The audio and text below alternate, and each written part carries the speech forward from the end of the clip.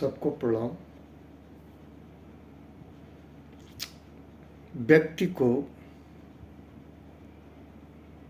आत्मसम्मानी होना चाहिए, स्वाभिमानी होना चाहिए,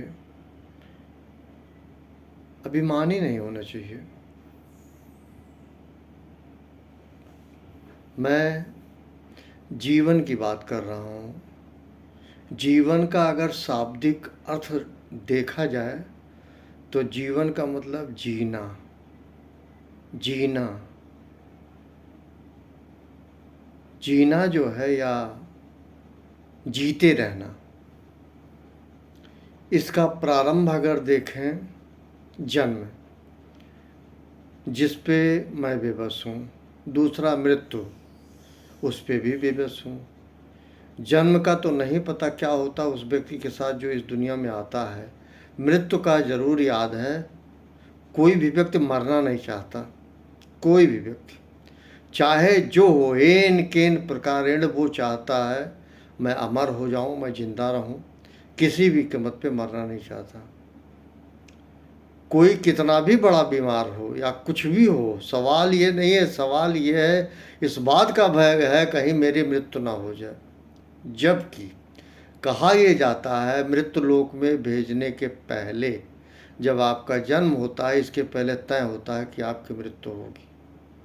ये बात कभी भी समझ में मनुष्य के नहीं आती, परंतु मृत्यु पहले तय होती है, जन्म बाद में होता है।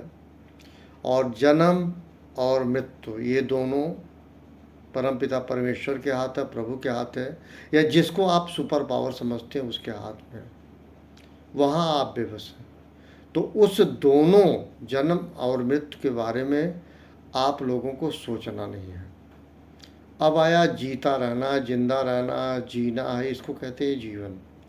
मतलब एक ट्रांजिट पीरियड, जब इस दुनिया में आए और जब तक इस दुनिया से चले नहीं गए, तो उसके बीच का जो पीरियड है वो है जीवन, है जिंदा रहना। एक बात समझ में आती है, सबको समझना होगा, समझना चाहिए मेरे हिसाब से। व्यक्ति को अपना खुद का पहले रिस्पेक्ट करना सीखे, खुद का, स्वयं का। और स्वयं का जो रिस्पेक्ट करे उसको इसकी कतई चिंता नहीं होनी चाहिए कोई उसको रिस्पेक्ट करे या ना करे। मैं ये कहूँगा दूसरी भाषा में, जो व्यक्ति आदमी खुद का रिस्पेक्ट नहीं करता उसका दुनिया क्या करेगी जी। जब आपका खुद का रिस्पेक्ट खुद नहीं करते हो, स्वयं नहीं करते हो, स्वयं अपने विषय को नहीं लेते हो, तो दुनिया क्यों आपको रिस्पेक्ट देगी। एक बात। दूसरी चीज़, इस दुनिया में आने के बाद जो जीवन जीना है, दो बातें नोट कर लीजिए। पहला, जीवन संस्कार, मन, बुद्धि एवं संस्कार, इन सबसे जुड़ा शब्द है, ऊर्जा है, शक्ति है, माता पिता से मिला हुआ। एंसेस्ट्रल बताते हैं, कुछ अचीवमेंट होते हैं पूर्वज के। तो यहाँ एक बात समझ में आई कि हमें अपने जीवन को कैसे जीना है वो हमें खुद समझ आनी चाहिए, हर व्यक्ति को समझ में आनी चाहिए। ये जीवन बहुत खूबसूरत है और यकीन मानिए बहुत अनमोल है। मनुष्य जीवन को कहा जाता है 1,84,000 योनि के बाद ये सबसे श्रेष्ठ जीवन है। इस जीवन को आप सफल बनाने के लिए पहली चीज़ दिमाग में रखिए, स्वयं का रिस्पेक्ट कीजिए। दूसरे, किसी दूसरे के जीवन का अनुसरण कतई न करें। आपकी परिस्थिति अलग है, उसकी स्थिति परिस्थिति अलग होगी।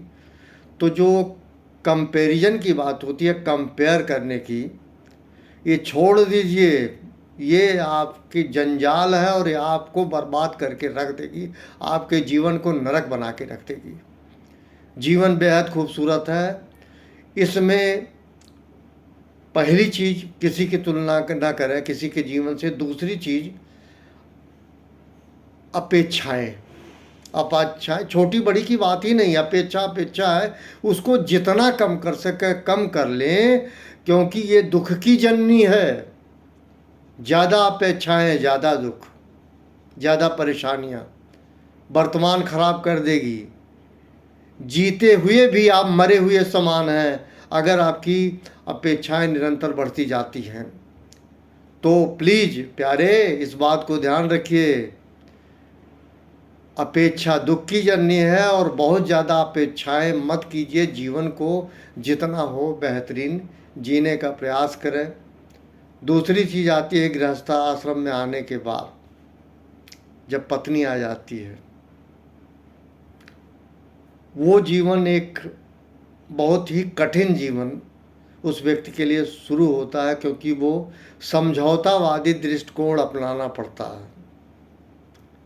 उसमें भी मैं कहूँगा ऐसे समझौते कतई मत कीजिए जिसमें आपका सेल्फ रिस्पेक्ट गुम हो जाए, खो जाए। परिस्थितियाँ जो भी आए, सबसे बड़ी आपके अंदर कमी है, आप अपेक्षाएं कर बैठते हैं। पत्नी को समझते हैं वो मेरी प्रॉपर्टी हो गई, और पत्नी समझ लेती है पति को ये मेरा नौकर हो गया। तो ये नौकर और वो ग्रांटेड प्रॉपर्टी का रिलेशन कभी भी मैच नहीं करता, कहीं भी मैच नहीं करता।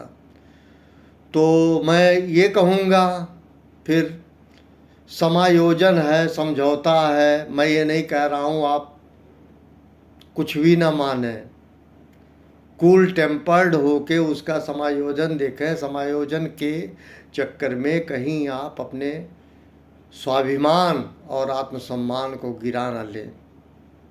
आप अपना जीवन व्यर्थ ना करें। याद कीजिएगा, जो आप बोएंगे आगे वो काटना होगा।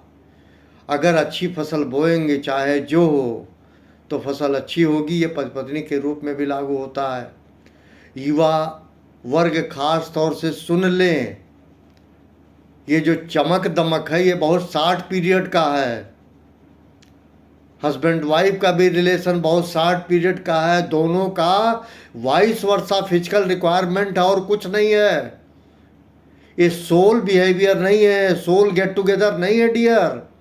This is maybe you can say this is an invitation between you and that.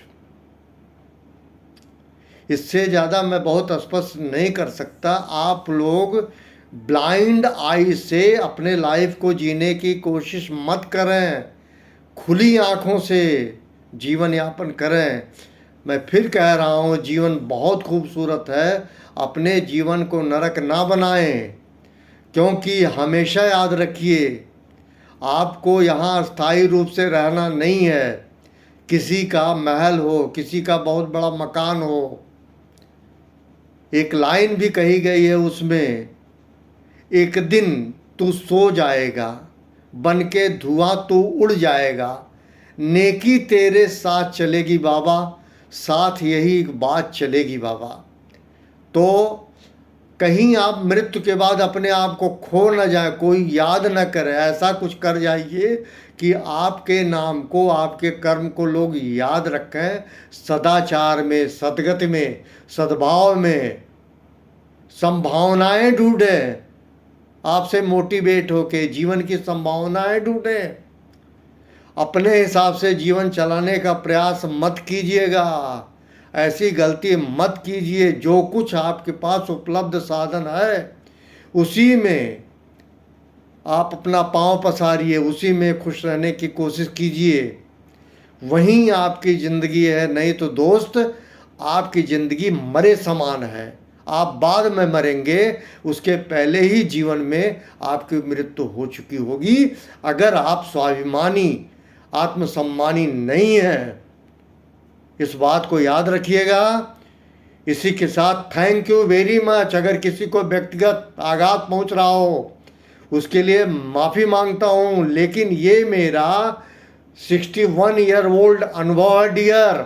माँ बाप से अलग रह के मैंने शिक्षण कार्य किया, सेवा भी किया, सब कुछ किया। वही अनुभव मैं आपको सुना रहा हूँ। मैं कोई ज्ञानी व्यक्ति नहीं हूँ, मैं विद्वान भी नहीं हूँ, मैं कोई लेखक भी नहीं हूँ, और मैं कोई, मेरी कोई आइडियोलॉजी भी नहीं है। या समझ लिए मैं कोई रोल मॉडल हूँ, कोई लेक्चर मॉडल हूँ, कोई हीरो हूँ।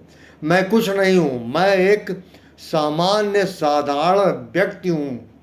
जो पाया है वो आपको कोशिश कर रहा हूँ समझा सकूँ तो समझा दूं प्यारे, ये जो नई नई शादी होती है, न्यू वेडिंग लाइफ होती है, इसका पीरियड बहुत शॉर्ट होता है, maximum 5 year. Remember it. After that, where you will be, you can never imagine if you do anything which is going on right, not right direction but wrong direction. जीवन को कहा गया है दिशा और उद्देश्य, इस दोनों को लेकर जीना सीखिए प्यारे. Thank you very much.